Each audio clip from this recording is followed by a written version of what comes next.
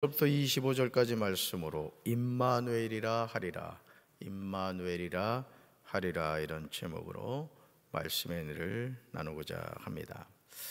삶의 여정에서 우리는 누구나 위기를 경험하게 됩니다. 자신이 잘못해서 다가오는 위기가 있고 자신의 의지와는 상관없이 다가오는 위기가 있습니다.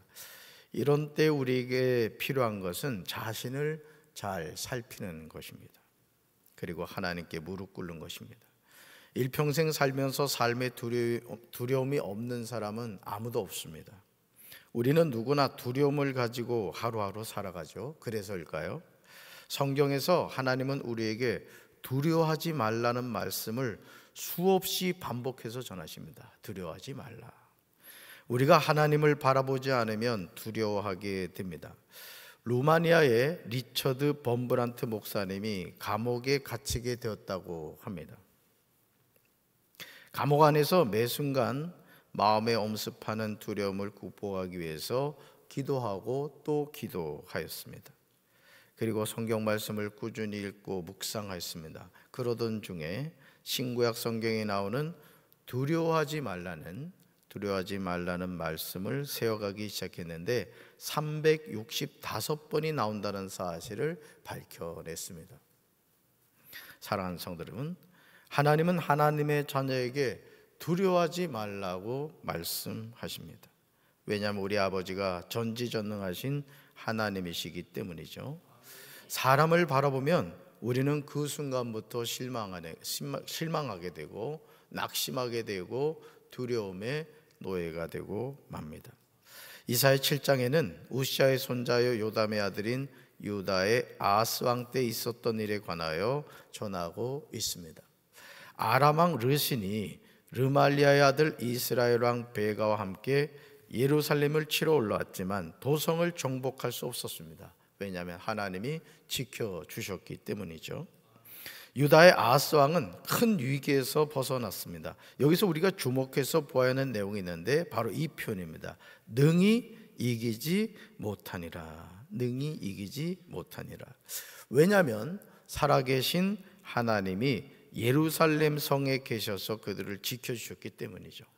사실은 유다 자체는 이길 수 없는, 연합군을 이길 수 없는 상황이었지만은 하나님이 함께 계심으로 능히 이기지 못했던 겁니다. 그런데 이사야 7장 2절에서 1절과 전혀 다른 모습을 보게 됩니다. 마음 지킴이 중요하죠. 우리 2절 말씀 같이 읽습니다. 어떤 사람이 다윗의 집에 알려 이르되 아람이 에브라임과 동맹하였다 하였으므로 왕의 마음과 그의 백성의 마음이 숲이 바람에 흔들림 같이 흔들렸더라. 아멘.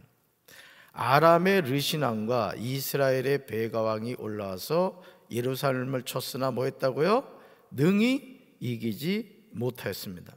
그렇다면 아하스 왕과 유다 백성이 무엇을 깨달아야 되죠?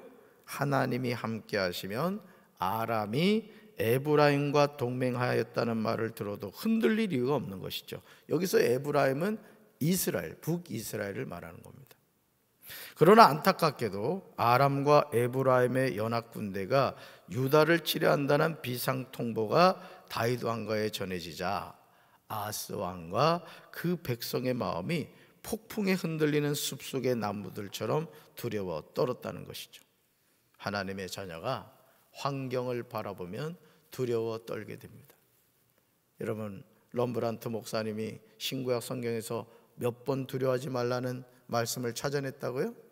365번. 1년은 365일이죠. 이것이 우리의 연약한 모습입니다. 우리는 믿음이 좋은 것 같지만 아주 작은 일에도 마음 상하고 낙심합니다.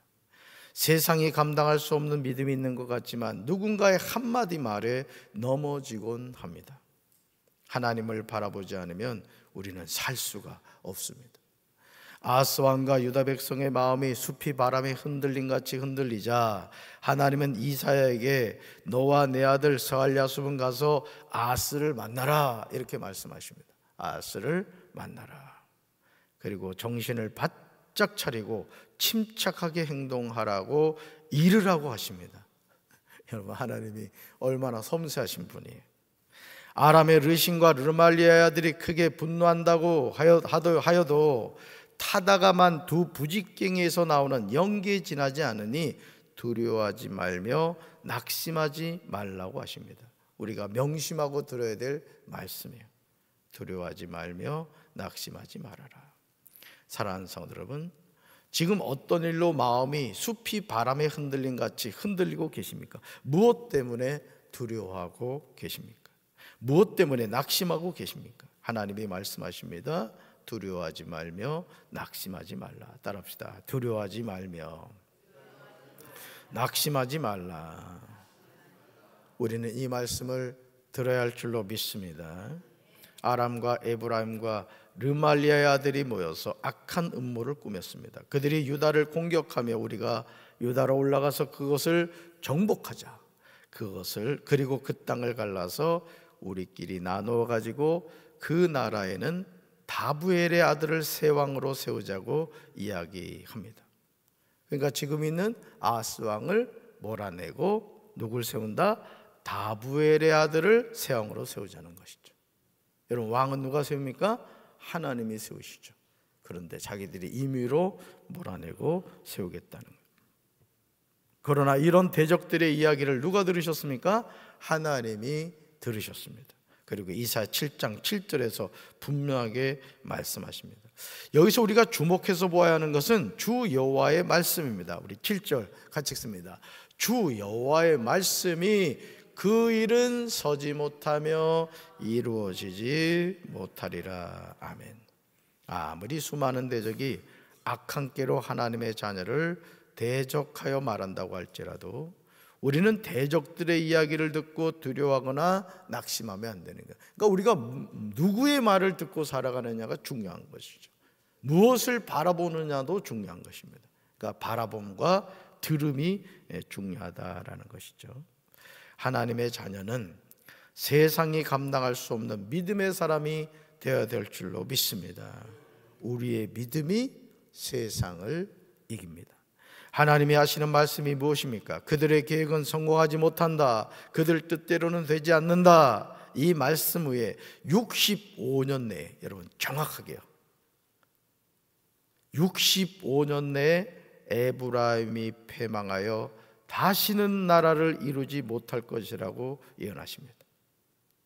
실제로 아수르에 망한 이스라엘은 그 이후로 다시 회복되지 못했습니다. 그러시면서 하나님 아주 중요한 말씀을 하시죠. 같이 읽습니다. 너의 믿음이 굳세지 못하면 너희는 결코 바로 서지 못한다. 너의 뭐가 굳세지 못하면? 믿음이 굳세지 못하면 너희는 결코 바로 서지 못한다. 믿음을 요구하고 계신 거예요. 사랑하는 성도 여러분, 아하스 왕의 마음과 그 백성의 마음이 숲이 바람에 흔들린 같이 흔들렸습니다. 그렇다면 이 전쟁은 이미 승패가 결정된 거예요. 그렇죠? 여러분, 전쟁을 해야 되는 왕과 군인이 마음이 숲에 바람에 흔들리는 것처럼 되었다면 그 전쟁이 어떻게 이기겠습니까? 그렇죠? 그러면 이런 상황에서 하나님이 뭐라고 말씀하시느냐? 하나님이요, 너는 삼가며 조용히 하라는 것이죠. 오두방정 떨지 말라는 거예요. 큰일 났네, 큰일 났네 하지 말라는 거예요. 그리고 두려워하지 말며 뭐 하지 말아라? 낙심하지 말라는 거예요. 그러니까 여러분, 우리가 하나님의 일을 할 때 두려움을 가지면 안 돼요. 두려움은 마귀가 주는 거예요. 아멘이십니까? 그래서 하나님의 자녀는 항상 믿음의 말을 해야 되는 거예요. 할 수 있다, 하면 된다, 해보자. 그리고 여러분, 우리 각자에게 주신 하나님의 사명도요, 믿음으로 감당하는 거예요. 여러분, 절대 주님의 일은요, 내가 잘나서 뭐 시간이 있어서 돈이 있어서 하는 게 아니에요.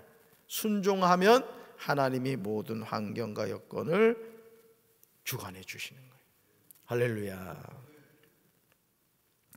모든 것이 끝난 것 같은 상황일지라도 하나님이 함께 하시면 우리는 다시 일어날 수 있어요. 그래서 여러분, 큰 기업을 하는 사람이든지 인생에 성공을 하는 사람들 보면요, 거의 인생의 밑바닥을 치는 경험을 다 합니다.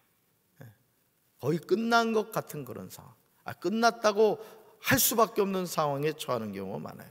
근데 그런 상황에서 다시 일어나죠. 여러분, 하나님의 자녀도 마찬가지 일어나게 될 줄로 믿습니다.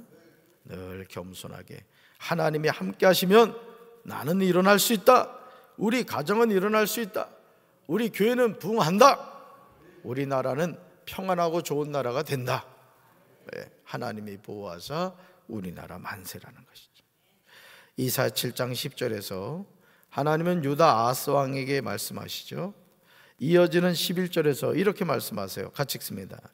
너는 내 하나님 여호와께 항징조를 구하되 깊은 데에서든지 높은 데에서든지 구하라. 이 누구 말씀이에요? 하나님의 말씀이에요. 너는 누구 하나님? 내 하나님 여호와께 한 징조를 구하라. 여러분, 하나님이 한 징조를 구하라면 구해야 돼요, 구해야 돼요? 당연히 구해야 되는 거예요. 하지 말라 하면 아무리 하고 싶어도 하지 말아야 되는 것이고, 하라 하면 하면 되는 거예요. 아멘. 그래서 여러분, 십계명이 그렇잖아요. 하라, 하지 말라, 이게 십계명이란 말이에요. 그러니까 하나님이 우리에게 하라는 것은 손해봐도 하는 거고, 하지 말라는 것은 이득이 돼도 하지 말아야 되는 거예요. 여러분, 내 하나님 여호와께 한 징조를 구하라고 하면 순종해야 되는데, 유다 아스 왕은 하나님의 명령에 불순종하는 거예요. 이게 우리 안에 타락한 본성이에요. 하라고 하면 하지 않고, 하지 말라는 것은 그냥 어떻게든 하려고 그래요. 그럼에도요, 이사야 7장 14절에서 하나님은 앞으로 태어날 메시아에 관한 예언을 하세요. 700년 후에 일어날 일에 대해서. 이사야의 예언이 700년 후에 일어나거든요, 실제. 말씀 읽어볼까요? 14절. 그러므로 주께서 친히 징조를 너에게 주실 것이라. 보라, 처녀가 잉태하여 아들을 낳을 것이요 그의 이름을 임마누엘이라 하리라. 아멘. 여러분, 마태복음 1장으로 가봐요. 마태복음 한번 읽어봐요. 마태복음 1장으로 가봐요. 이 말씀이 700년 후에 실제로 이루어지는 거예요. 마태복음 1장 23절